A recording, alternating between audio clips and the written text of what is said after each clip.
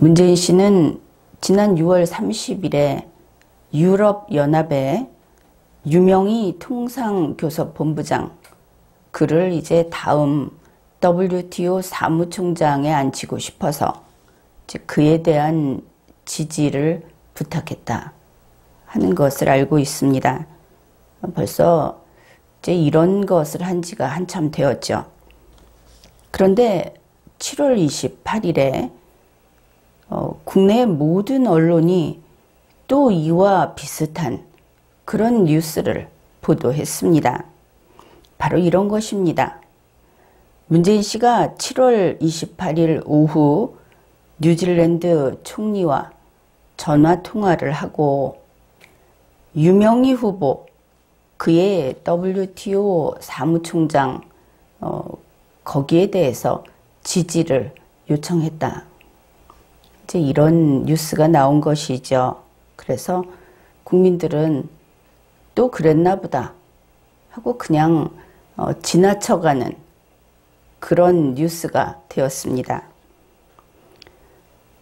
그런데 모든 언론 방송사가 이런 보도를 했다 하는 것이 이제 우리가 살펴보면 알 것이고, 이미 국내 언론에서 그 후속 보도로 이제 다른 내용이 밝혀지고, 이런 마당에 보게 되면 이 언론 방송이 모조리 어용 언론 이런 것인가?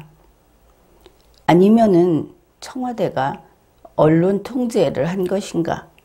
하는 이런 좀 불길한 예측을 하게 됩니다. 그런데 우리 아주 간단하게 그렇게 접근을 해보기로 하죠. 흔히 전화통화라는 것은 어떻게 되는가?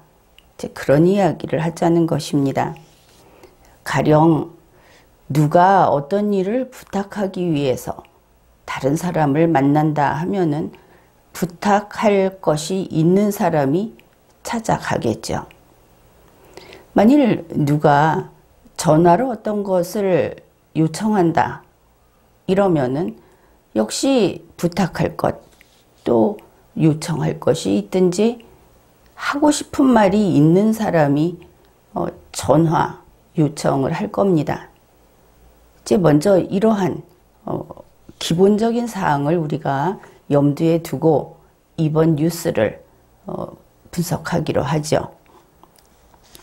이제부터 볼 것은 문재인 청와대에서 내놓은 브리핑 내용입니다.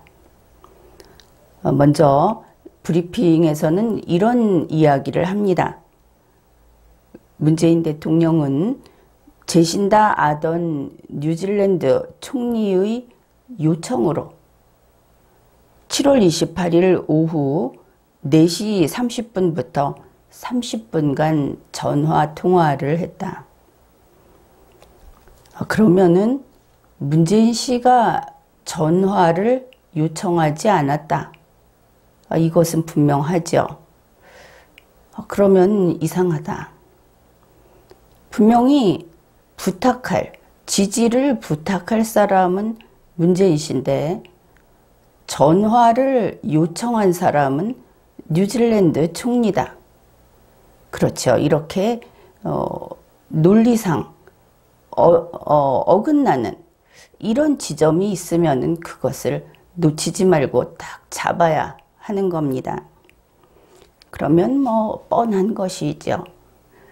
뉴질랜드 총리가 하고 싶은 말이 있는 사람이었구나. 뉴스에 나온 것처럼 문재인 씨가 하고 싶은 말이 있는 사람이었던 것이 아니구나. 이렇게 되죠. 이제 흥미가 부쩍 커지는 겁니다. 이거 어떻게 된 것인가? 이어서 청와대 브리핑은 이렇게 전합니다. 아던 총리가 먼저 이렇게 말을 했다는 것이죠. 뉴질랜드는 WTO 사무총장 선출에 관심이 많다. 혹시 이런 걸 가지고 그렇게 할 수도 있다. 뉴질랜드가 문재인 정권에게 막 아부를 하면서 빌붙어서 어떤 이익을 보고 싶어서 이렇게 먼저 비위를 맞출 수 있다. 이런 식으로 이야기를 하면은 핵심을 놓치게 됩니다. 그냥 평이하게 보편적인 이야기를 하는 것이 이런 글을 읽을 때 논점에서 벗어나지 않는 비결인 것이죠. 그래서 뉴질랜드 총리가 먼저 이야기를 했구나. 우리 여기에서 왜 그랬을까 하고 아주 커다란 물음표를 붙여야 하는 겁니다. 지지해달라 하는 요청도 받기 전에 먼저 우리 관심 아주 많다. 그러면은 흔히 몸값을 부풀린다고 하죠. 그런 작전인가? 그런데 이것은 국가 정상들 간의 대화에서는 만일 그런 짓을 하면 대단히 무례한 일이 됩니다. 그런데 그랬다. 사실 이 발언 후에 문재인 씨가 아주 몸이 달아서 지지를 부탁한다 하고 그냥 바로 이야기를 했다 하는 것이 브리핑에 나타나 있습니다. 이제 이렇게 문재인 씨가 지지해달라 이렇게 이야기를 하고 나서 아던 총리가 이런 말을 했다는 것이죠. 우리는 유명희 본부장을 관심을 가지고 주시하고 있다. 그러면 이게 무슨 소린가? 먼저 저희들이 관심이 있다고 이야기해놓고 지지해달라 하는 부탁을 받고 나서 변함없이 우리는 관심을 가지고 주시하고 있다. 냉랭하죠. 이것은 지지해주겠다는 말이 아닙니다. 아직 미정이다 하는 것이죠. 그러면 이때 무엇이 필요합니까? 흔히 이것이 만약에 결혼식을 하는데 함을 지고 오는 사람이면 돈을 내놔야 하겠죠. 그래야 한 걸음 앞으로 나올 것이다. 그렇다면 문재인 씨에게 우리가 마음을 움직일 만한 짓을 해라. 이렇게 요구했다. 그것을 알 수 있는 것이죠. 그렇다면 뉴질랜드 총리는 처음부터 작정을 하고 이 전화를 했구나. 자기네가 먼저 운을 띄고 그 다음에는 모르는 척하고 그렇죠. 그것을 알 수 있습니다. 그러면은 뉴질랜드 총리는 이 유명희 본부장 지지건 그것 때문에 전화하자고 한 거 아니다. 그것을 알 수 있죠. 우리가 모든 언론을 통해서 봤던 뉴스는 바로 여기에서 그게 핵심이 아니다. 국민은 그런 가치 없는 뉴스를 봤다. 이렇게 평가를 받게 되는 겁니다. 그러면 무슨 이야기를 하려고 통화하자 이랬을까? 이제 궁금해지는 것이죠. 네, 문재인 청와대 브리핑은 아주 끝부분에 말미에 이런 내용을 넣어놨습니다.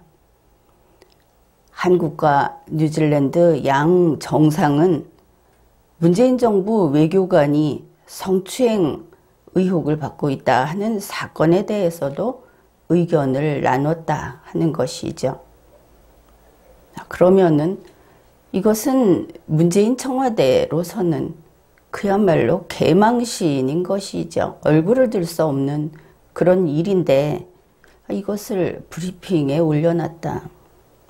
그러면 혹시 문재인 청와대가 착해져서 참 하기 싫지만 진실을 그대로 브리핑해야 해서 그래서 이렇게 했을까? 그런데 사람은 쉽게 바뀌지 않고 문재인 씨, 문재인 청와대의 개과천선을 기대한다는 것은 거의 불가능하다. 우리 국민은 이제 그런 결론에 이르렀죠. 그래서 이거 할 수 없이 했구나. 그렇게 보기로 합시다. 이제 이 지금까지의 일들을 뭐 문맥을 살핀다든지 또 뉴스를 참고를 한다든지 해서 이것을 다시 해석을 해보면은 뉴질랜드 총리는 바로 이런 이야기를 하려고 전화 요청을 했다. 이제 우리로서는 그렇게 이해를 하게 됩니다. 이런 이야기, 이제 그 이야기를 해보기로 하죠. 그것은 문재인 정부의 현재 필리핀 총영사, 그가 뉴질랜드의 대사관에서 근무하고 있던 당시에 그 대사관의 남자 직원을 성추행했다 하는 그런 혐의를 받고 있습니다. 그런데 그것이 단지 용의자 혹은 피의자가 될 수 있는 상태, 이것이 아니고 법원에 공소가 제기돼 버린 겁니다. 그래서 그는 확실히 형사 피고인의 신분인 것이죠. 뭐 본인은 어떻게 해명을 할 수도 있고, 그런데 현재 뉴질랜드 법원에서 형사 피고인의 지위를 이 사람에게 인정하고 있다. 이것은 객관적인 진실입니다. 이제 이렇게 됐는데 문재인 정부도 그렇고 문재인 정권도 그렇고 강경화 외교부도 그렇고 뉴질랜드의 이 요청에 대해서 벌써 여러 해가 지난 일입니다. 이것을 싹 무시하고 있었다. 이게 문제는 그쪽에서 수사기관에서 협조를 요청하는 것이 아니고 뉴질랜드 형사법원에서 형사피고인을 보내라, 이렇게 했는데 무시했다. 정부, 뉴질랜드의 정부 가운데 하나를 무시했다. 이거 일이 큰 것이죠. 결국 뉴질랜드 사법부를 무시하고 있는 문재인 정권이 되고 말았다. 그런 겁니다.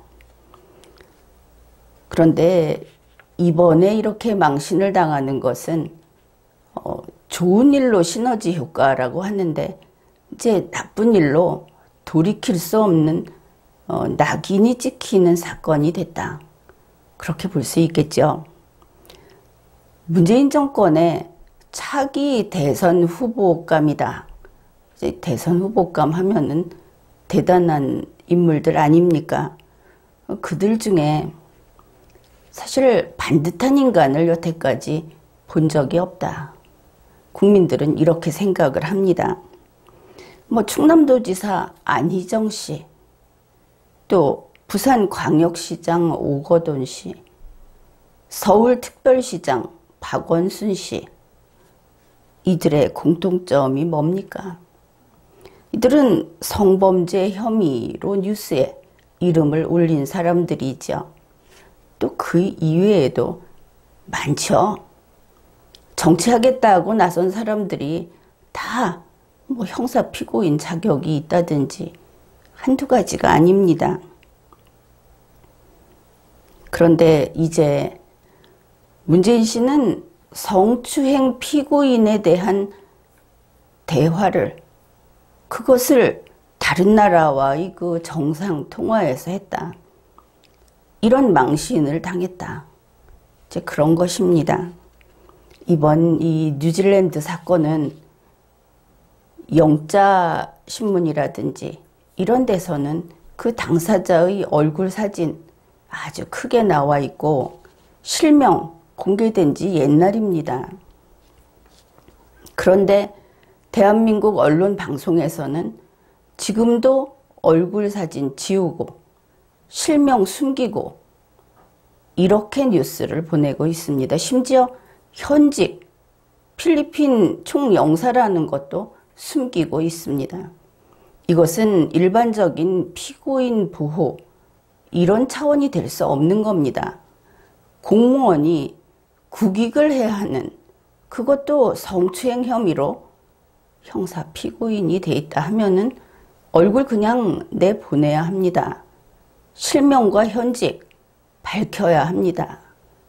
언론이 그렇게 눈치를 보고 제대로 보도하지 못하면서 어떻게 보도의 자유, 언론의 자유를 이야기할 수 있겠습니까? 그래서 이 뉴질랜드 사건 상세한 내용을 다룬 영상을 이어서 보기로 하겠습니다.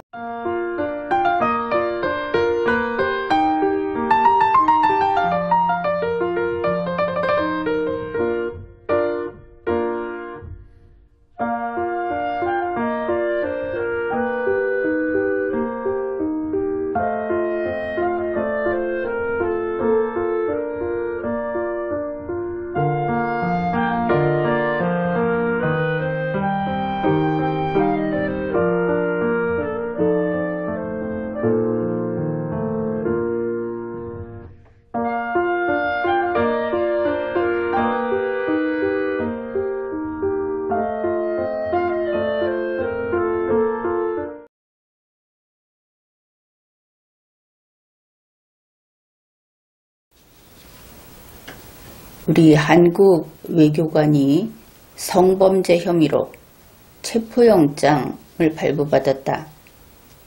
그런 소식이 나왔습니다. 뉴질랜드에서 체포영장을 발부한 것이죠. 그러면은 우리 대한민국과 뉴질랜드는 이런 경우에 범죄인을 넘겨주어야 하는가? 일반적으로는 그런 관계에 있습니다. 왜냐하면 양국 간에 범죄인 인도 조약을 체결했기 때문에 그런 것이죠. 그런데 이번에는 그 대상이 외교관이다 하는 문제가 있죠. 이렇게 뉴질랜드에서 협조를 요청을 했는데 문재인 정부는 외교관의 특권과 면제를 내세워서 체포영장 집행에 협조하지 않았습니다. 이것을 거부해버린 것이죠. 그런데 외교관이라는 것과 성범죄 혐의, 과연 성범죄 혐의에 대해서 외교관의 특권과 면제를 이야기해도 되는 것인가? 우리 국민들은 이렇게 고민을 하게 됐습니다. 아무튼 문재인 정부는 성범죄 혐의에 대해서 아직 그것이 결론이 나지 않았다. 이런 이유를 내세웠고 또 그 외교관 당사자 그의 개인정보를 보호해야 한다. 이런 것들을 내세웠습니다. 이제 살펴보면은 알 것인데 성범죄 혐의에 대해서 결론이 나지 않았다. 그런데 이것은 우리가 결론을 내는 것이 아니고 뉴질랜드 법원에서 결론을 내야 하는 이제 그런 양쪽이 얽혀있는 그런 사안입니다. 이것을 보도하면서 연합뉴스는 외교부의 입장이 해당 사안에 대해서 이미 징계까지 했기 때문에 추가 조치도 검토할 생각이 없는 것으로 보인다. 이런 보도를 했습니다. 그러면은 이 사건에 대해서 알고 있는 것이 없죠. 그러니까 뉴스를 좀 살펴보기로 하죠. 동아일보는 뉴질랜드 헤럴드, 그 뉴질랜드의 그 영자신문, 영자 일간지인데 현지 시간으로 3일자 기사 이것을 소개를 했습니다. 그런데 이 뉴질랜드 헤럴드는 해당 한국 외교관의 사진과 그의 성명 이것을 다 보도하고 있습니다.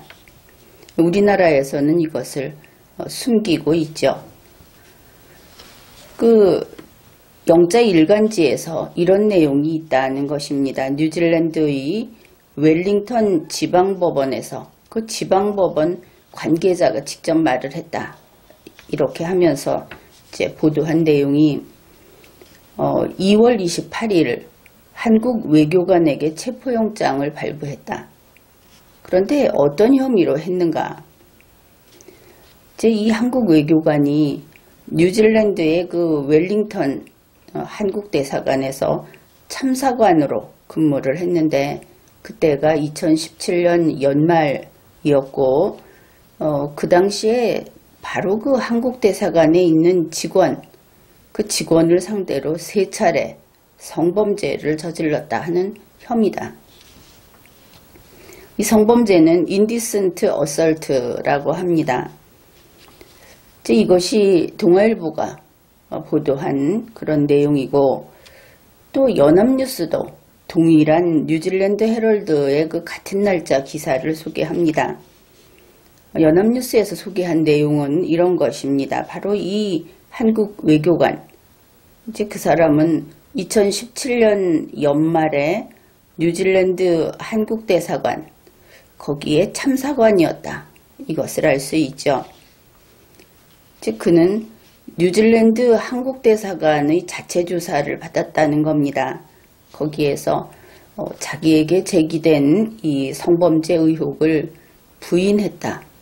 이렇게 보도를 합니다.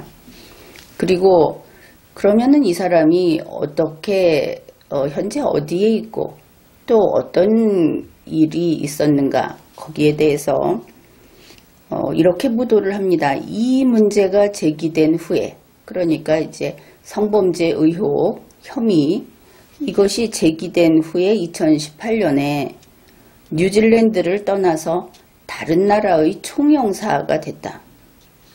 그러면 이 사람이 참사관이었다가 다른 나라의 총영사가 됐다. 이것을 알 수 있죠. 이제 우리가 살펴볼 다른 매체에 따르면 이때가 2018년 2월이라고 합니다. 어떻든 그때는 체포영장이 발부되기 전이다 하는 것은 분명하죠. 이제 그뿐 아니라 뉴질랜드 한국대사관에서 이렇게 밝혔다는 겁니다. 대한민국 외교부에서 이 한국 외교관, 이 사람에게 1개월 감봉이라는 그 징계 처분을 했다. 그리고 나서 정상적인 절차에 따라서 다른 나라로 발령을 냈다. 이것이 연합뉴스가 소개한 뉴질랜드 헤럴드 그 내용입니다. 그러면은 뉴질랜드 현지 언론은 어떻게 보도하고 있을까? 그것을 살펴보기로 하죠. 우선 뉴질랜드의 우리 자기들이 이야기하기에 그 대표적인 교민신문이다. 이렇게 하는 한국어 신문이 있습니다.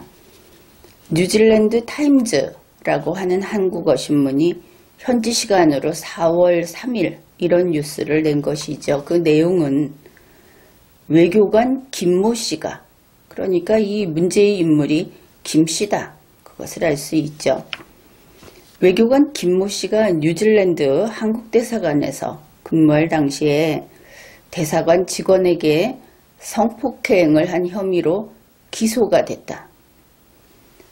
그러면은 우리가 체포영장 이렇게 이야기하면 왜 체포를 하는가, 수사관이 그를 보고자 하는가 이랬는데 이미 기소가 됐다. 이 부분이 중요합니다. 그는 2018년에 뉴질랜드를 떠났다. 지금은 거기에 없는 것이죠. 거기에 없는데 체포영장이 발부가 됐구나. 수사는 다 끝났고 기소가 됐구나. 이런 것들을 알 수 있죠. 현재 필리핀에 있는 대한민국 대사관으로 전보되어 총영사로 근무하고 있다. 그러면 이 신문에 따르면 이 외교관 김 씨는 현재 필리핀 총영사다. 이것을 알 수 있죠. 김 씨는 2017년 말에 고소인을 3번 성폭행한 것으로 알려졌다. 이제 성폭행 횟수가 3회다. 그리고 고소를 당했구나. 이 사건이 그렇게 시작됐구나. 이것도 알 수 있죠. 고소인은 김 씨가 자신의 가슴 부위를 더듬었다고 주장했다. 뉴질랜드 타임즈가 좀 상세히 이렇게 전하고 있습니다. 그런데 김 씨는 무엇이라고 했느냐? 외교관 김 씨, 지금 필리핀 총영사 김 씨는 고소인의 진술을 인정하지 않았고 어떠한 부적절한 행동이나 의도가 없었다. 이렇게 주장을 했다. 그러면은 부적절한 행동을 하지 않았다. 그것과 설령 했다 하더라도 그런 의도는 없었다. 이렇게 주장한 것을 알 수 있죠. 그 다음에 주 뉴질랜드 대한민국 대사관 관계자가 하는 말을 전합니다. 김 씨는 한국 외교부에 의해서 징계를 받았다. 그때 뉴질랜드 임기는 자연스럽게 끝났으며 외교부의 정상적인 절차에 따라서 다른 국가로 파견되었다. 그러면은 징계를 받고 뉴질랜드에서 징계를 받고 그 다음에 파견이 됐다. 필리핀으로 갔다. 이것을 알 수 있죠. 그런데 뉴질랜드 대한민국 대사관 관계자가 말을 했다 하는데 이것을 또 다른 구체적인 이름을 가지고 확인해주는 내용이 있어서 그것도 소개를 하겠습니다. 크리스토퍼 그릭스 대사관의 변호사가 이렇게 말을 했다는 겁니다. 이 김 씨가 1개월의 감봉 처분을 받았다. 이제 대사관 변호사가 또 확인을 해줬다 하는 것이죠. 그리고 뉴질랜드 타임즈는 이런 내용을 실었습니다. 김 씨는 자신을 둘러싼 3건의 혐의가 여전히 문제가 되고 있음에도 불구하고 다시 필리핀 대사관으로 가서 현재 영사 업무를 총괄하고 있는 것으로 알려졌다. 혐의가 있는데 가버렸다 하는 것이죠. 이것은 여러 가지로 해석을 할 여지가 있습니다. 도피했다, 빼돌렸다. 이것을 발령을 냈으면 문재인 정부가 빼돌렸다. 또 이렇게도 볼 수 있고 이런 책임을 진 사람이 필리핀에 가서 총영사로 대한민국의 공무원으로 일을 하고 있다. 이렇게 볼 수도 있는 것이죠. 앞으로도 또 살펴보겠지만 뉴질랜드 현지 뉴스의 입장은 바로 이 부분에 분개하고 있는 것을 알 수 있습니다. 그 다음에 이제 그 문건을 검색을 해보면 2018년 3월 5일자로 새로 부임한 김모모 공사 참사 겸 총영사, 지금 공사 참사 그리고 총영사를 겸하고 있다 하는 것이죠. 이렇게 보았을 때 그가 그냥 뉴질랜드 참사관이었다가 필리핀 총영사 그리고 공사 참사를 겸하고 있다. 이것은 그냥 이동한 것이라기보다는 일종의 영전이다, 승진이다, 승급이다 이렇게 말할 수 있겠죠. 그러면은 이제 현지 언론 매체의 또 한 곳의 내용을 보기로 합시다. 이것은 스토프라고 하는 뉴질랜드 뉴스 미디어입니다.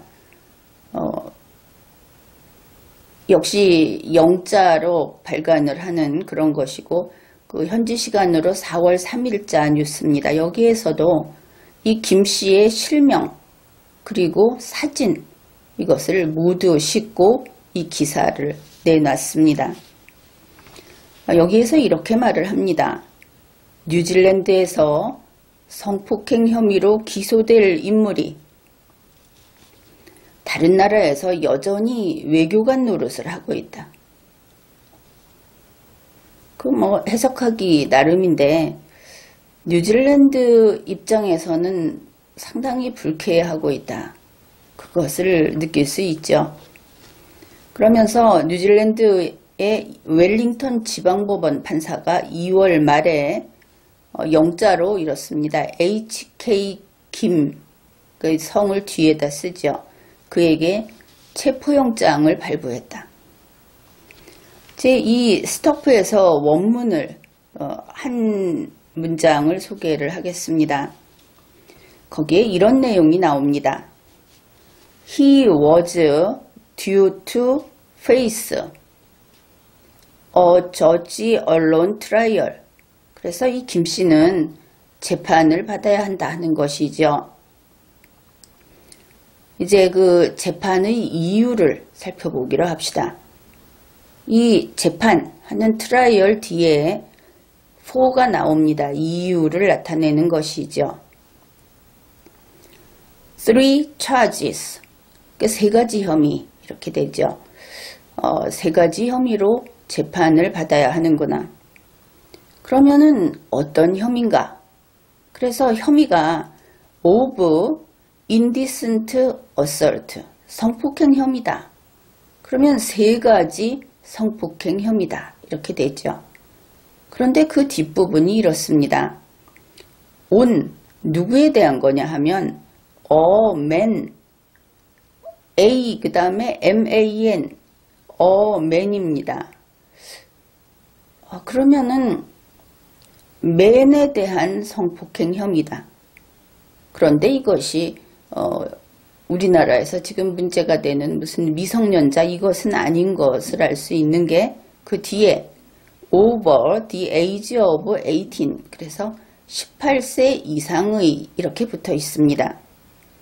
그러면은 이 김 씨는 18세 이상의 남성에 대한 성폭행 혐의 세 가지로 그것 때문에 재판을 받아야 하는 그런 입장이다. 이렇게 되는데 글쎄 어맨이라고 하는 그것을 그냥 인간이란 뜻으로 썼는가? 그러면 뉴질랜드는 남자 여자를 구분하지 않는 그런 국가인가? 이제 그것은 잘 모르겠습니다. 그런데 어떻든 원문이 맨에 대한 성폭행 혐의 세 가지 이렇게 되어 있습니다. 한국 외교관 그의 혐의가. 어떻든 내용이 이렇다. 그런데 그러면은 이 체포는 왜 하는가? 수사하려고 하는 것이 아니다. 우리가 일반적으로 체포영장 하면은 수사기관에서 출석을 하지 않아서 그래서 발부할 때가 많죠. 그런데 이번에는 재판하려고 하는 것이다. 이제 우리가 그렇게 이해할 수 있는 겁니다. 지금까지 이렇게 뉴스로 본 사실관계를 한번 간략하게 정리를 해보기로 하죠. 사건은 2017년 말에 한국의 외교관 김씨, 뉴질랜드 한국대사관의 그 참사관이었던 김씨, 그 사람이 거기 있으면서 바로 그 대사관 직원인 18세 이상의 맨에게 3차례 성폭행을 했다 하는 이런 혐의가 있다. 그것이 첫째. 그 다음에 고소인이 고소를 했다. 그런데 사건이 그때 있었으니까 고소는 2017년 말 그때부터 그 이후로 언젠가 했겠죠. 그 다음에 이 참사관 김씨는 뉴질랜드 한국대사관의 자체 조사에서는 그런 일 없다. 그런 의도가 없었다. 이렇게 혐의를 부인했습니다. 그러면은 본인은 무혐의라고 볼 수도 있겠죠. 그런데 이상하게도 한국 외교부는 그 김 씨에게 징계를 합니다. 이 사안을 가지고. 그래서 감봉 1개월이라는 징계를 합니다. 이제 그리고 이 징계를 하고서 뉴질랜드를 떠난다 이렇게 되죠. 그 후 뉴질랜드 임기가 바로 끝났다. 이렇게 되니까 그 다음에 이 김 씨가 필리핀으로 갑니다. 그 갈 때는 2018년 2월 중에 갔다. 그리고 3월 5일에는 필리핀에서 그가 공식 업무를 하는 자료들이 막 나오기 때문에 3월 5일 이전 언젠가에 필리핀에 도착했다. 이것을 알 수 있습니다. 그 사람은 필리핀 한국대사관의 공사 참사 겸 총영사다. 그러면 영전시킨 것으로 우리는 이해할 수 있다. 그렇죠. 그리고 나서 2020년 2월 28일 뉴질랜드 법원은 필리핀 총영사인 김 씨에게 체포영장을 발부한 겁니다. 이것은 참 큰 엄청난 일이죠. 현재 다른 나라의 총영사에게 체포영장을 발부한 겁니다. 그리고 여기에 대해서 한국 측에 협조를 요청을 했죠. 그랬더니 2020년 4월 3일 문재인 정부가 협조할 수 없다, 이렇게 거부를 했다는 것입니다. 이것이 이제 사실관계가 되겠죠. 여기에서 좀 이것이 중요하고 심각하다 이렇게 보이는 것은 그 체포영장이 수사기관의 체포영장이 아니다. 뉴질랜드 사법부가 사법정부가 재판을 하기 위해서 체포영장을 발부했다. 지금까지 자료를 보면 그렇게 보입니다. 그런데 그것을 문재인 정부가 거부했다는 것이죠. 그러면은 수사기관에게 범죄 혐의자 한 명을 넘겨주는 이런 문제가 아니고 이제 정부 대 정부의 힘싸움이 되고 말았다. 이제 그렇게 보입니다. 그것은 중대한 문제가 되겠죠. 이제 그것은 국제관계의 문제입니다. 이제 그러면 이와 같이 대한민국 정부가 그런 체포영장을 거부한다든지 혹은 대한민국의 공무원이 밖에 나가서 근무를 하다가 그와 같은 범죄 혐의를 받을 그런 어떤 행위를 한다든지 하는 것을 앞에서 본 것과 같이 그렇게 처리하는 것은 법에 따른 것인가? 다시 말해서 문재인 정부가 위법 행위를 한 것은 없는가? 이제 그것을 살펴보기로 합시다.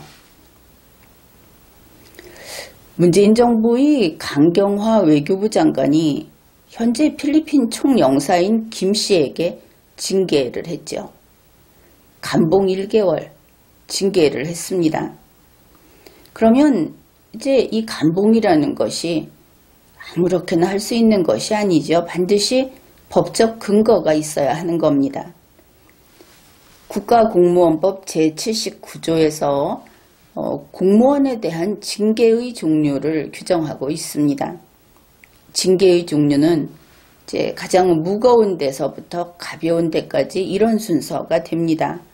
파면, 해임, 강등, 정직, 감봉, 견책 이렇게 되어 있습니다. 이 중에 감봉은 1개월 이상 3개월 이하의 기간 동안에 그 사람이 받는 보수의 3분의 1을 감하도록 그렇게 되어 있습니다. 그러면 이 중에 감봉은 어느 정도로 무거운 징계일까? 공무원 징계령 제1조의 3 제2호에 보면은 경징계, 그러니까 중징계와 경징계 이렇게 둘로 나누고 앞의 나머지 것들이 중징계, 여기서 감봉과 견책이 경징계. 그렇다면 감봉이라고 하는 것은 국가공무원법상의 징계 중에는 그래도 끝에서 두 번째 정도 되는 징계고, 그리고 그것이 중징계는 아니고 경징계다. 이것을 알 수 있죠.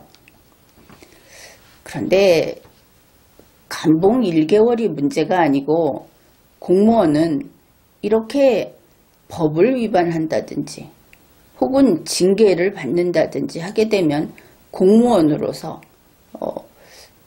건전한 공무원으로 보지를 않게 됩니다. 이 징계의 효력이 그 이외에 또 있다 하는 것이죠.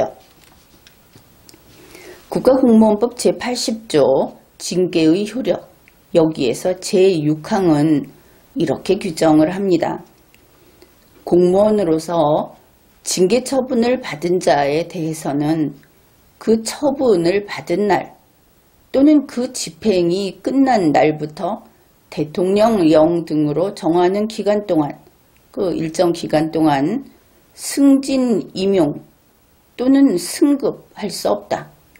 이렇게 되어 있습니다. 물론 예외 규정이 있기는 합니다. 이제 포상을 받는다든지 했을 때 예외적으로 무엇인가 해줄 수 있다. 그런데 원칙은 징계 처분을 받은 자는 일단은 승진 임용 또는 승급할 수 없다. 이게 원칙이다 하는 겁니다. 그러면 2017년 연말에 어떤 일이 있었다. 혐의받을 만한 일이 있었고 2018년 2월에 다른 곳으로 옮겨갔다. 그러니까 우리는 승진했다 이렇게 보았죠. 그 사이에 불과 몇 개월밖에 안 되는데 그러면 이러한 법적 제한이 있지 않는가 그렇게 볼 수 있겠죠.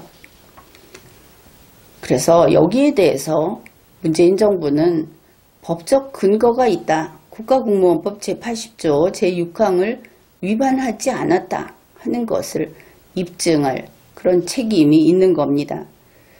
그것은 그렇고 도대체 문재인 정부는 왜 다른 것도 아닌 성폭행 피고인 이렇게 될 사람이죠. 그 사람을 왜 영전을 시켰을까?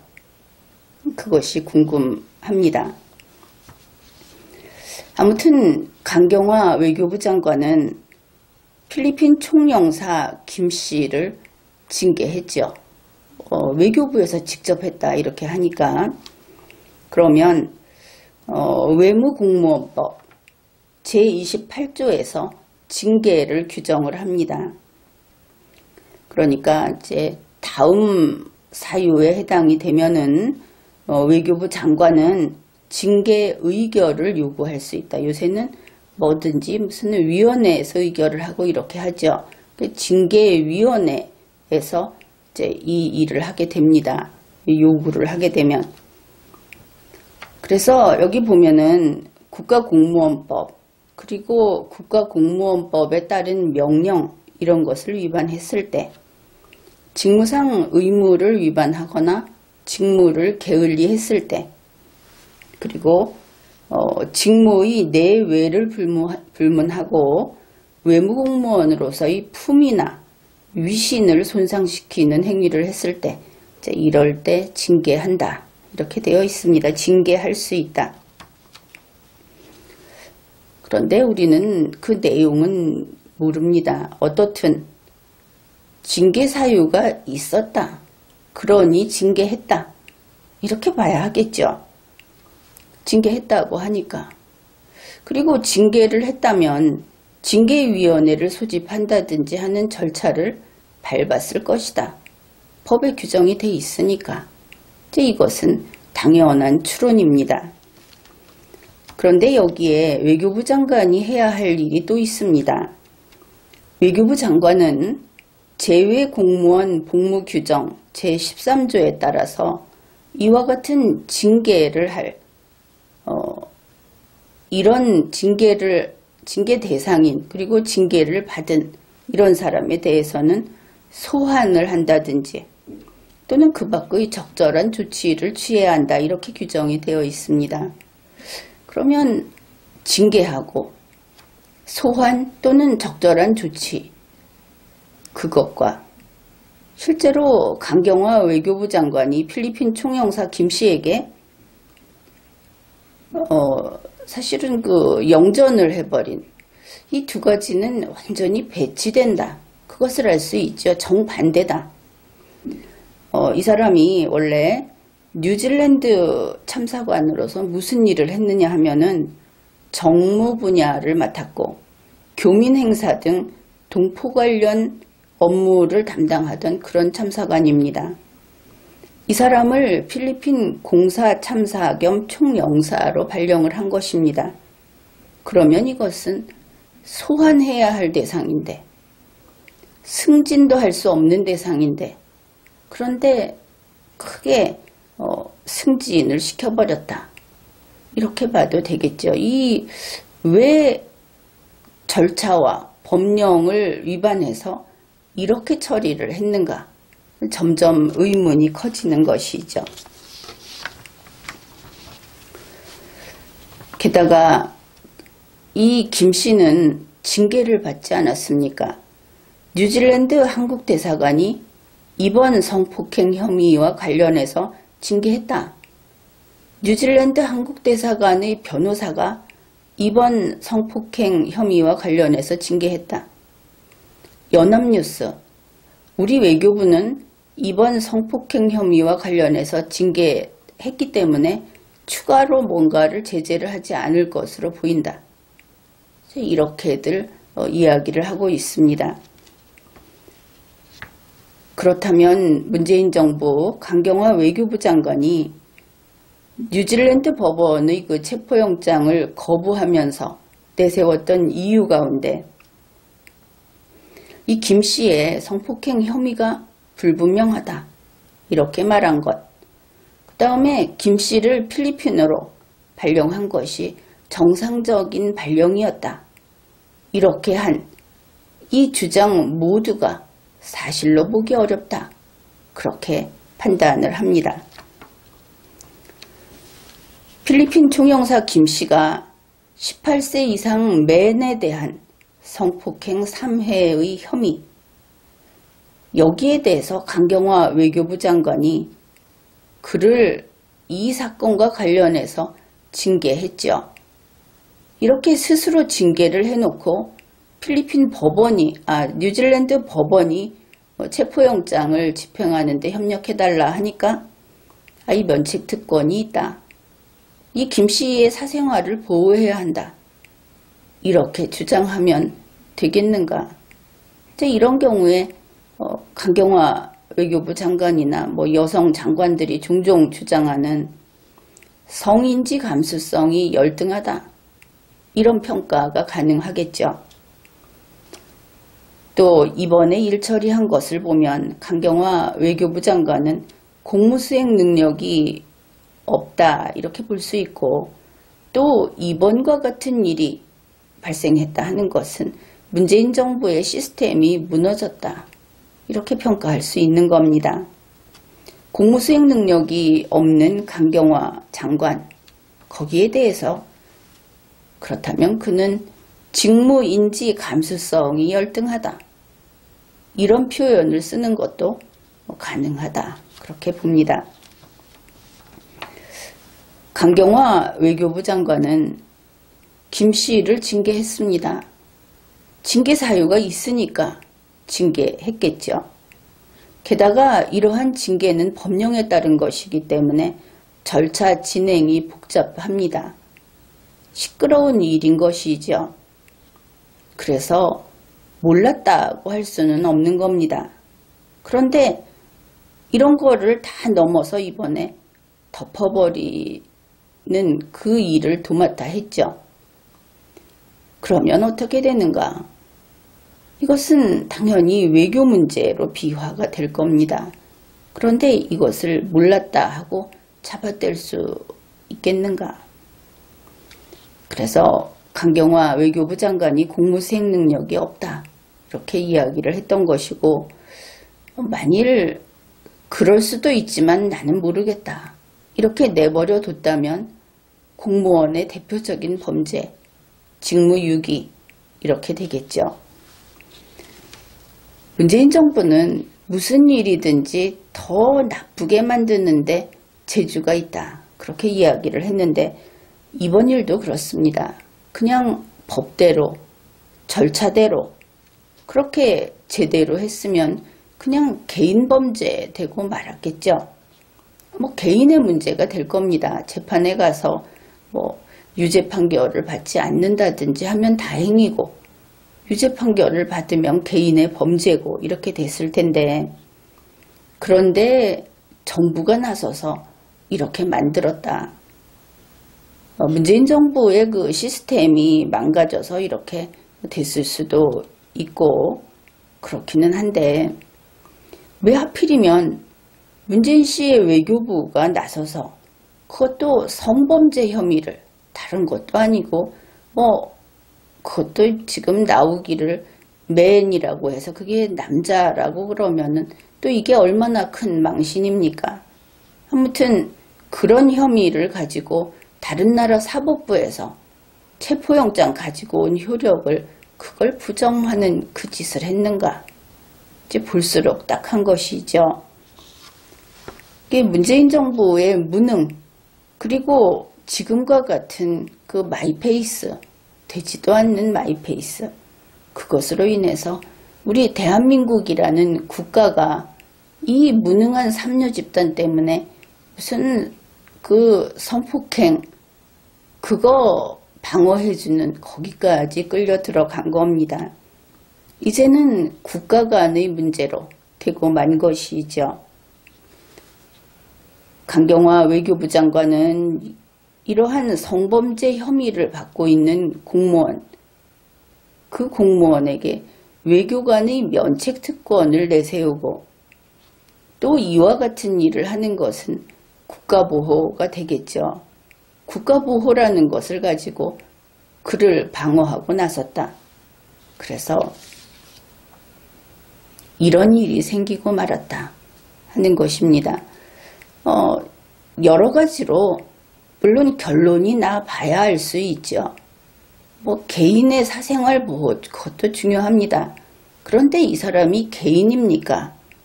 공무원이 아닙니까? 그것도 또 국내의 일도 아니고 국제관계의 일입니다. 그래서 문재인 정부, 삼류 정부가 이제는 밖에 나가서 나 삼류요 하고 이렇게 일을 저지르고 있다. 그뿐 아니라 국내에서는 우리 법령을 마구 위반하고 어째서 일을 이렇게 처리하는가? 그들이 법을 지키기는 하는가? 이런 의문을 갖게 되는 그런 소식이었습니다. 지금까지 리걸마인드 연구소였습니다.